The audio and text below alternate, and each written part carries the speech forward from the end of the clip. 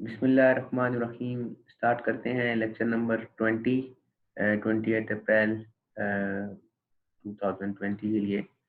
और आज की क्लास में हम लोग डिस्कस करेंगे। लास्ट टाइम हमने देखा था कि जो स्टैक बेस आर्किटेक्चर है और जनरल पर्पस मशीन आर्किटेक्चर्स हैं उनको तफसील से पढ़ा था। आज हम देखेंगे कि जो ऑपरेंड्स होते हैं किसी भी इंस्ट्रक्शन के अंदर, तो उनकी कितनी उनकी टाइप्स होती हैं। आज हम वो टाइप्स देखेंगे और उनका जो मोड होता है, जो लास्ट टाइम मैंने बताया था, लेकिन थोड़ा तफसील से अभी वक्त आ गया है कि आपसे शेयर किया जाए कि जिस मोड में इंस्ट्रक्शन आपकी एग्जीक्यूट होती है, तो वो जब एग्जीक्यूट होती है तो ऑपरेंड के मोड्स होते हैं। तो आज हम वो मोड पढ़ेंगे कि ऑपरेंड किस जगह पे स्टोर था। वो स्टार्ट में मैंने आपको बताया था कि कुछ हमारे पास आर्किटेक्चर्स होते हैं जिनमें ऑपरेंड रजिस्टर में स्टोर होता है और कुछ में ऑपरेंड्स होते हैं वो मेमोरी में स्टोर होते हैं। तो आज उन्हीं की तफसील हम डिस्कस करेंगे। तो क्विज नंबर 2 आपका, जो पिछली क्लासेस के साथ मैंने आप लोगों को से लेना है, क्विज नंबर 2 वो आपका होगा नेक्स्ट ऑनलाइन सेशन में लेक्चर नंबर 18 और लेक्चर नंबर 19 का।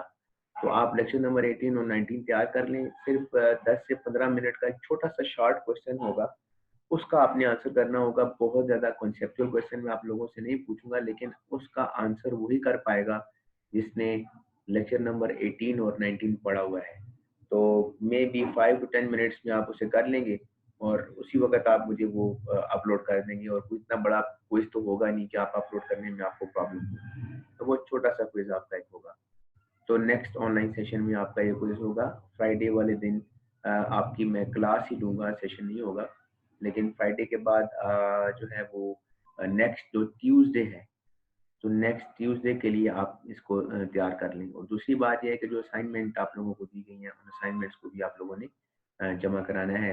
तो ऑपरेंड एड्रेसिंग मोड्स हम स्टार्ट करते हैं। An effective address is the binary bit pattern issued by CPU to specify the location of operands। ठीक है। एक हमारे पास जो होता है एक होता है रिलेटिव एड्रेस, एक होता है इफेक्टिव एड्रेस।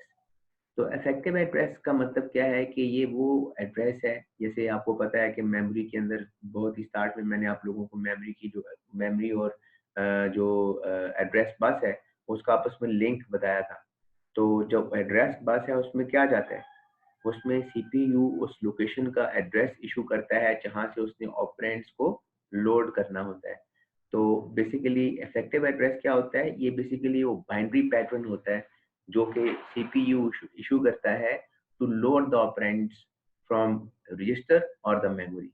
तो बेसिकली ये इफेक्टिव एड्रेस उसे कहते हैं कि जिसको यूज करते हुए एग्जैक्ट आप मेमोरी में जाएंगे और वहां उस लोकेशन से जो ऑपरेंड है उसे आप फेच कर लेंगे, उसे हम इफेक्टिव एड्रेस कहते हैं।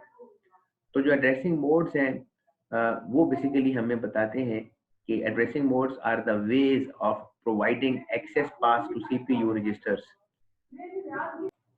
तो addressing modes are the ways of providing access paths के एड्रेसिंग मोड जो हैं इनको यूज करते हुए आपको क्या होता है कि ये आपको पाथ बताते हैं कि ways to access path to CPU register के रजिस्टर्स को आपने एक्सेस करना है या मेमोरी को एक्सेस करना है, किसको एक्सेस करना है उसे आप पता लगा सकते हैं by using the addressing modes.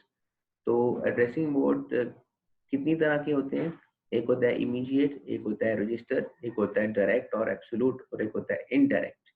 तो वन बाय वन करके हम ये सारे पढ़ेंगे विद एग्जांपल्स। तो स्टार्ट करते हैं। What is meant by the immediate. Immediate का मतलब क्या है कि डेफिनेटली जब हम एड्रेस की बात करते हैं ऑपरेंड के, तो वो किसी इंस्ट्रक्शन का ऑपरेंड होगा, उसमें पूरी इंस्ट्रक्शन भी साथ होगी।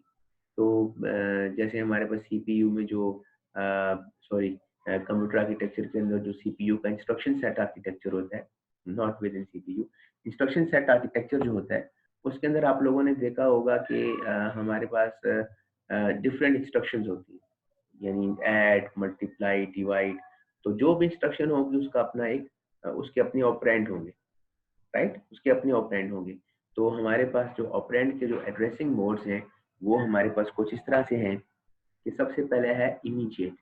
इमीडिएट का मतलब क्या है कि आपके पास सपोज एक इंस्ट्रक्शन है add R4 R200। R4 definitely हमारे पास एक जनरल पर्पस रजिस्टर है, ठीक है। R4 हमारे पास एक जनरल पर्पस रजिस्टर है और इसमें कोई ऑपरेंड की वैल्यू पड़ी हुई है। और ये हमारे पास 200 है। 200 क्या है? ये हमारे पास ये वो मोड है जिसमें आप जो डेटा है वो इंस्ट्रक्शन के अंदर ही आप डाल देते हैं, उस इंस्ट्रक्शन का ही हिस्सा बन जाता है। जैसे यहाँ लिखा हुआ है data for the instruction is part of the instruction itself. तो जो डेटा होता है इंस्ट्रक्शन के लिए, ये वाला जो डेटा है 200, ये इंस्ट्रक्शन के साथ ही डाल दिया गया, यानी ऐड R4 और 200।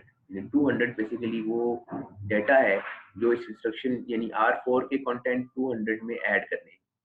यही बात है ना कि R4 के अंदर 200 को आपने ऐड कर देना है, सॉरी R4 को 200 के अंदर ऐड करना है।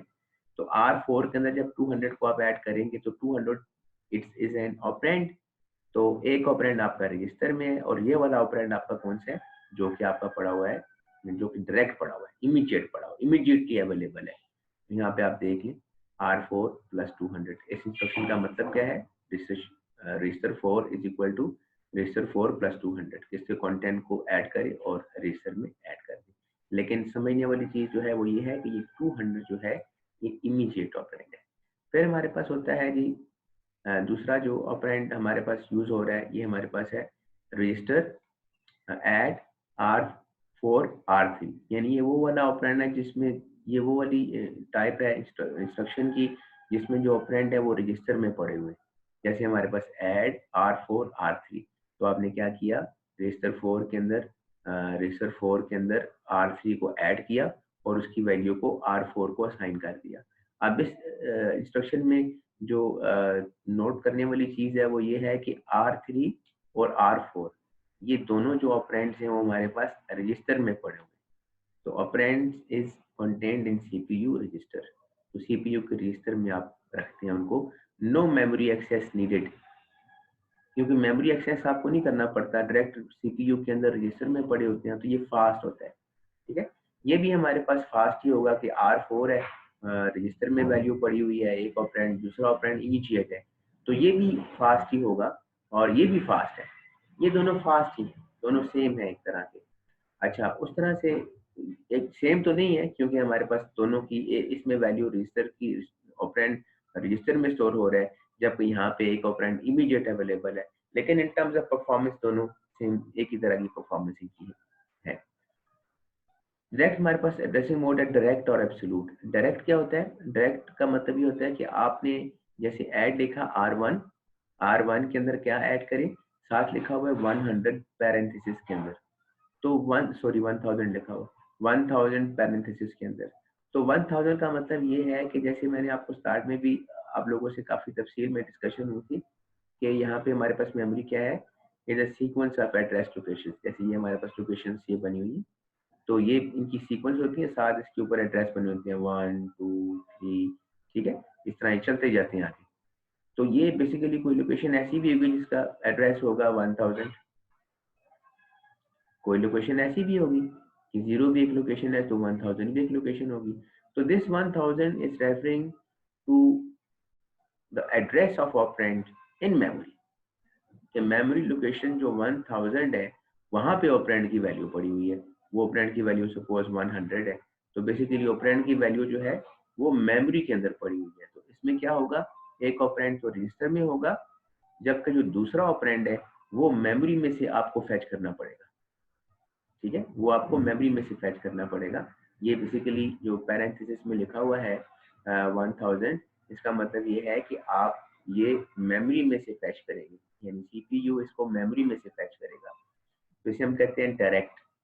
ये डायरेक्ट मेमोरी में जिस जगह पे ये एड्रेस पड़ा हुआ है उसका ये डायरेक्ट मेमोरी में जिस जगह पे ऑपरेंड पड़ा हुआ है ये उसका एड्रेस है, ये वाला। ठीक हो गया जी। ये बेसिकली हमारे पास ऑपरेंड के एड्रेसिंग मोड्स हैं, इमीडिएट है, रजिस्टर है और डायरेक्ट है। नेक्स्ट हमारे पास है indirect addressing mode. Indirect addressing mode क्या होता है कि the address of the memory location where the data is to be found is stored in the instruction as the operand। ठीक है, इसकी डायरेक्ट मैं आपको एग्जांपल बताता हूँ, उसमें ज़्यादा अच्छी तरीके से आपको समझ में आएगी। ये देखें यहाँ पे इसकी एग्जांपल हम देखते हैं कि आपने ये किया हुआ है कि जिस लोकेशन से, यानी एड्रेसिंग मोड जो हमारे पास ये आ रहे हैं ना, एक मिनट है मैं थोड़ा सा साइड पे करता हूँ। ये जो हमारे पास एड्रेसिंग मोड आ रहे हैं, सॉरी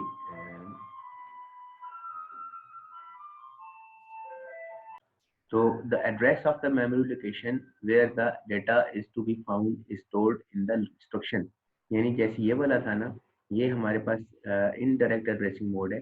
तो इनडायरेक्ट एड्रेसिंग मोड के अंदर क्या होता है कि आप उसका जो मेमोरी लोकेशन जिस जगह से आपने ऑपरेंड को फेच करना है, उसका जो एड्रेस है वो मेमोरी का डायरेक्ट, ये तो डायरेक्ट एड्रेस है, जैसे यहाँ पे आप देखिए ये तो डायरेक्ट एड्रेस हो गया ना, address of the operand specified as constant, कि ऑपरेंड का एड्रेस आपने यहाँ पे कांस्टेंट स्पेसिफाई कर दिया।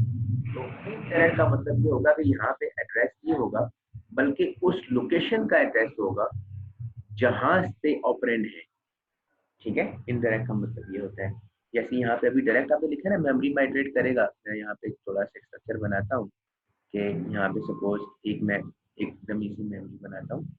यहाँ पे आप देखिए एग्जांपल के लिए ये हमारे पास लोकेशन है, फर्स्ट करें मेमोरी के अंदर। इनडायरेक्ट के बारे में आपको समझा रहे हैं। तो इनडायरेक्ट का मतलब, डायरेक्ट का मतलब तो ये हुआ ना कि डायरेक्ट का मतलब तो ये हुआ ना कि आपकी जो एलिमेंट्स हैं डायरेक्ट के अंदर, ये वाला डायरेक्ट वाला था, ऑलरेडी मैं बता चुका हूँ आपको कि 1000 है अगर, तो क्या हुआ कि आई ऐड R1 1000 के मेमोरी लोकेशन 1000 पे जाए, वहां पे जो वैल्यू पड़ी हुई है उसको ऐड कर दे। ये मैं आपको डायरेक्ट वाली एग्जांपल दे रहा हूँ। इनडायरेक्ट का मतलब ये होता है कि रजिस्टर के अंदर जो ऑपरेंड होगा ये वाला, ये उस लोकेशन का एड्रेस होगा जिसके अंदर फर्दर ऑपरेंड नहीं होगा बल्कि एक और एड्रेस होगा, और उस एड्रेस के अंदर जाके आप देखेंगे तो ऑपरेंड होगा। ठीक है, ये इनडायरेक्ट, इसका मतलब होता है इनडायरेक्टली आप रेफर कर रहे हैं। तो मैं दोबारा बता देता हूँ इसे कि इनडायरेक्ट का मतलब ये है कि सपोज यहाँ पे लिखा है R1 1000, तो इसका मतलब ये होगा कि R1 1000 के अंदर जाएंगे। इस केस में तो यहाँ पे ये है कि ऑपरेंड की वैल्यू पड़ी हुई है 100 और वो असाइन हो रही है। लेकिन इनडायरेक्ट में ये होता है कि जो आपका इंस्ट्रक्शन के अंदर यहाँ पे सपोज अगर ये ऑपरेंड हमारे पास इनडायरेक्ट होगा, तो इसका मतलब ये होगा कि यहाँ पे आप जाएंगे तो इस लोकेशन पे ऑपरेंड की वैल्यू नहीं होगी बल्कि उस लोकेशन का एड्रेस होगा जहाँ पे ऑपरेंड की वैल्यू है। तो यहाँ से आप डायरेक्ट आइट्रेट करेंगे उस लोकेशन पे जहाँ पे ऑपरेंड की वैल्यू मौजूद है, तो इसे हम कहते हैं इनडायरेक्ट। तो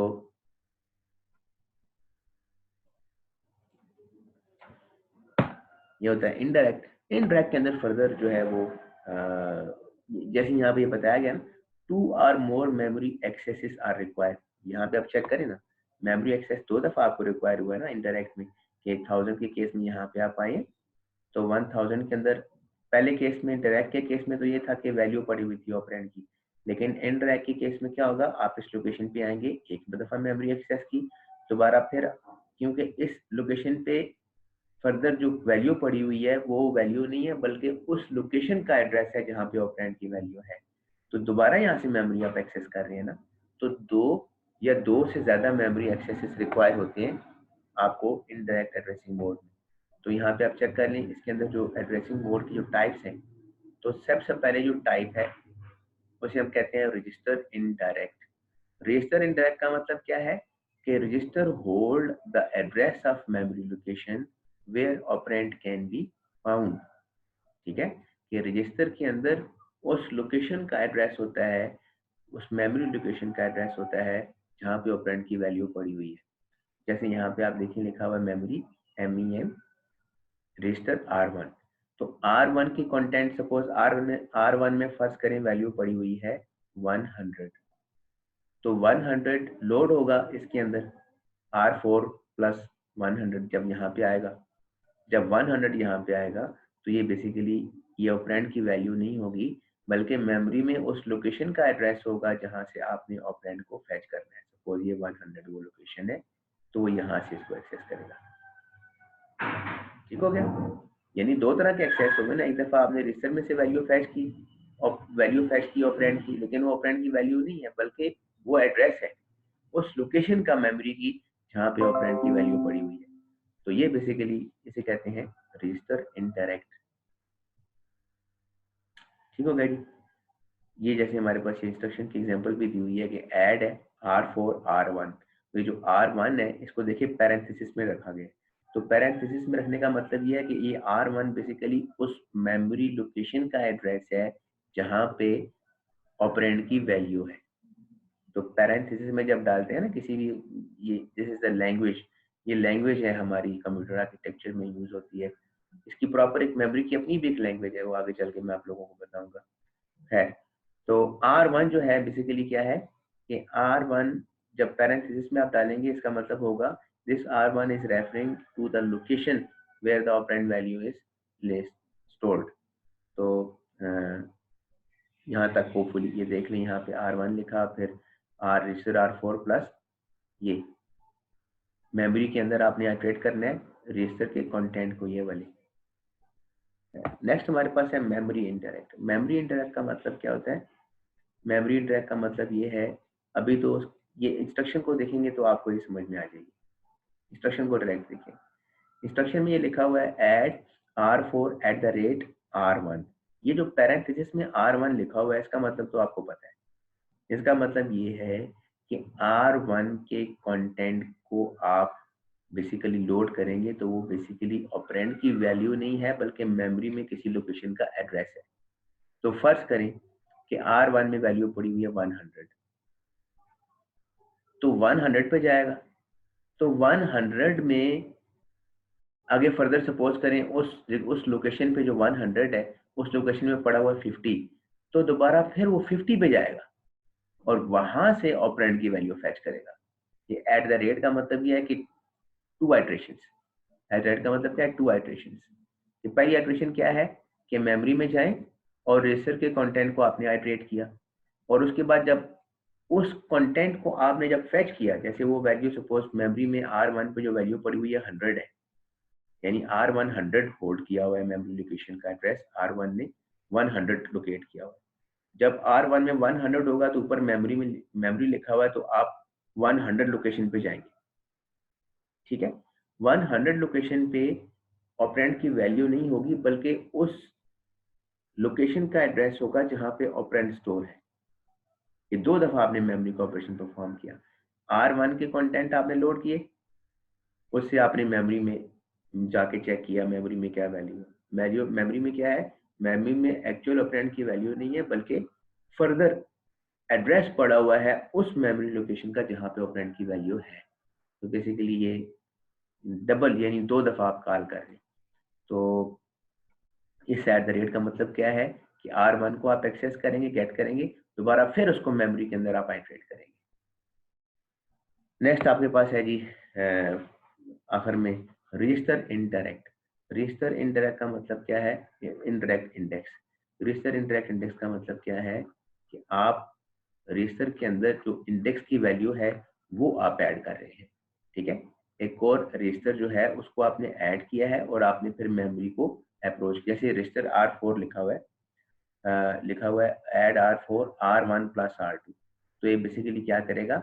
R1 R2 ऐसे मेमोरी में ऐसे लिखा हुआ है ना, पैरेंथेसिस में लिखा हुआ है, तो R1 के कंटेंट को R2 में ऐड करेगा और फिर मेमोरी में आइट्रेट करेगा। यानी सपोज R1 में पड़ा हुआ है 10 और R2 में पड़ा हुआ है 10। ठीक है, इन दोनों को ऐड करेगा, ऐड करने के बाद यानी रिजल्ट आ जाएगा 20, फिर इस 20 को मेमोरी में जाके आइट्रेट करेगा और वहां से ऑपरेंड की वैल्यू उठाएगा। ठीक है, रजिस्टर इंटरैक्ट का मतलब क्या है कि रजिस्टर जो है उसमें जो वैल्यूज पड़ी हुई हैं उनको ऐड करेंगे। जब उनको ऐड करेंगे तो वो उस मेमोरी लोकेशन का एड्रेस बताएंगे जहां पे ऑपरेंड की वैल्यू है। तो ये हमारे पास है रजिस्टर इंटरैक्ट इंडेक्स। नेक्स्ट हमारे पास है जी register interact index plus displacement. Again इसकी एग्जांपल की तरफ आए आप और आपको आसानी से समझ में आ जाएगी। इसमें लिखा हुआ है 100 ऐड R4 100 R1। इसका मतलब ये होता है कि R1 रजिस्टर के अंदर आप एक एब्सोल्यूट वैल्यू जो है वो आप इसमें ऐड कर दें। ठीक है, कि जिस सपोज हमारे पास ये डिस्प्लेसमेंट का मतलब क्या है, देखें ना मेमोरी में ये हमारे पास स्ट्रक्चर बना हुआ है। सपोज ये बेसिकली यूज होता है एरेज के अंदर। अब मेरे पास अगर प्रॉपर क्लास का मार्कर वो हो तो उसको मैं अच्छी तरीके से और भी एग्जांपल्स के साथ एलोबरेट कर सकता हूँ, लेकिन अभी क्योंकि डायरेक्ट हमारे पास इसको समझना है तो मैं ये आपको समझा देता हूँ कि ये है क्या। कि सपोज मेमोरी में लिखा हुआ है ये रजिस्टर R1 में पड़ा हुआ है सपोज 100, तो 100 में ये 100 लोकेशन है, तो 100 में कितना ऐड करें तो आप उस लोकेशन तक जाएंगे जिस जगह से आपने ऑपरेंड की वैल्यू फेच करनी है। तो अभी इस केस में इसने क्या किया कि 100 ऐड किया, ये बता रहा है कि इस लोकेशन में 100 ऐड करें तो आप उस ऑपरेंड तक जाएंगे जहां से आपने वैल्यू को फेच करना है। ठीक है, रजिस्टर R1 में कोई एड्रेस पड़ा हुआ है, ठीक है, और उसके अंदर आप कितना ऐड करेंगे तो आप उस लोकेशन तक जाएंगे जहां पे आपके ऑपरेंड की वैल्यू पड़ी हुई है। तो ये बेसिकली इसका मतलब ये है। ये कहाँ पे इस्तेमाल होता है? अरेज में इस्तेमाल होता है। थोड़ा सा मैं आपको बता देता हूँ इसका, अगर आपको समझ में आ जाए। तो फर्स्ट करें कि रजिस्टर R1 में क्या पड़ा हुआ है, ये पड़ा हुआ है अरे की फर्स्ट लोकेशन का एड्रेस पड़ा हुआ है। इसमें कितना आप ऐड करेंगे तो नेक्स्ट लोकेशन पे जाएंगे। अगर इंटीजर अरे होगा तो 4 बाइट की डिस्प्लेसमेंट के साथ, इंटीजर का साइज 4 बाइट्स होता है, हर 4 बाइट्स के बाद जो है वो नेक्स्ट एड्रेस आ जाता है, हर 4 बाइट्स के बाद नेक्स्ट एड्रेस आ जाता है। तो आप +4 ऐड करेंगे, ठीक है, ताकि आप नेक्स्ट एड्रेस तक हाइड्रेट कर सकें। तो इसी तरह से अगर आपको समझ में आ गया तो वेल एंड गुड, अगर नहीं समझ में आया तो इट्स ओके। आप इसको यहाँ से ये तो समझ में आ रहा है ना कि रजिस्टर R1 में वैल्यू आपने ऐड की है और R1 के अंदर कोई वैल्यू पड़ी हुई है, उसमें आप 100 ऐड करेंगे। 100 इज डिस्प्लेसमेंट प्लस डिस्प्लेसमेंट के कितना दूर आपका ऑपरेंड है। R1 में आपने कोई वैल्यू डाली है तो डिस्प्लेसमेंट का मतलब है कि ऑपरेंड की वैल्यू कितनी और आगे। इसमें 10 भी ऐड कर सकते हैं, 20 भी ऐड कर सकते हैं, it is up to you कि आप इसमें डिस्प्लेसमेंट कितना ऐड करते हैं। इस केस में उसने जो डिस्प्लेसमेंट की वैल्यू ऐड की है वो 100 है। तो नेक्स्ट हमारे पास है जी, ये हमारे पास आज की जो है वो class addressing modes and control flow. ये आपको मैं रीडिंग के लिए ये काम दे रहा हूँ कि कंडीशनल जो है वो ब्रांच, जंप और प्रोसीजर, कॉल, रिटर्न, ये एड्रेसिंग मोड्स उनके बारे में बताया गया कि उसमें किस तरह से आपकी जो है वो डिस्प्लेसमेंट कैसी होती है। आपको पता है जब ब्रांच होती है, इफ यानी ब्रांच का मतलब होता है इफ, ठीक है। तो इफ ये कहाँ से आप रखते हैं इसको, जैसी इफ की कंडीशन आती है तो प्रोग्राम काउंटर अपने आप को अपडेट करता है, ठीक है, कि प्रोग्राम काउंटर अगर कंडीशन ट्रू हो जाए तो अपने आप को अपडेट करके पॉइंटर वहां लेके जाता है जहाँ पे इफ की कंडीशन की ट्रू की स्टेटमेंट आ रही है। फिर जंप की होती है, तो जंप क्या होता है? Absolute address. जंप अगर आपने स्टेटमेंट पढ़ी हो तो शायद I don't think go to की स्टेटमेंट शायद ये सी लैंग्वेज में है एक। तो जंप की स्टेटमेंट असेंबली लैंग्वेज में बाकायदा जंप प्रॉपर एक स्टेटमेंट होती है। तो ये भी एब्सोल्यूट एड्रेस आप बताते हैं, ठीक है, एब्सोल्यूट एड्रेस आप बताते हैं। इसमें जंप, जैसे जंप लिखते हैं 100 तो 100 लाइन पे जंप करके चला जाएगा। तो प्रोसीजर एंड कॉल रिटर्न, तो call transfer with some state and return address saving, कि जब आप प्रोसीजर कॉल करते हैं तो अब उसका जो रिटर्न एड्रेस है वो सेव हो जाता है, ठीक है, और वो उसके बाद फिर वहां से दोबारा जब आपका प्रोग्राम अपनी प्रोसीजर को कंप्लीट कर लेता है तो वहां से कंट्रोल वापस आता है। तो बेसिकली ये तीन हमारे पास उसकी टाइप्स हैं। आप इनको देख लीजिएगा, पढ़ लीजिएगा। तो यहाँ पे हमारी क्लास का इख्तिताम होता है। तो नेक्स्ट क्लास में मैं ऑनलाइन सेशन लूँगा इंशाल्लाह।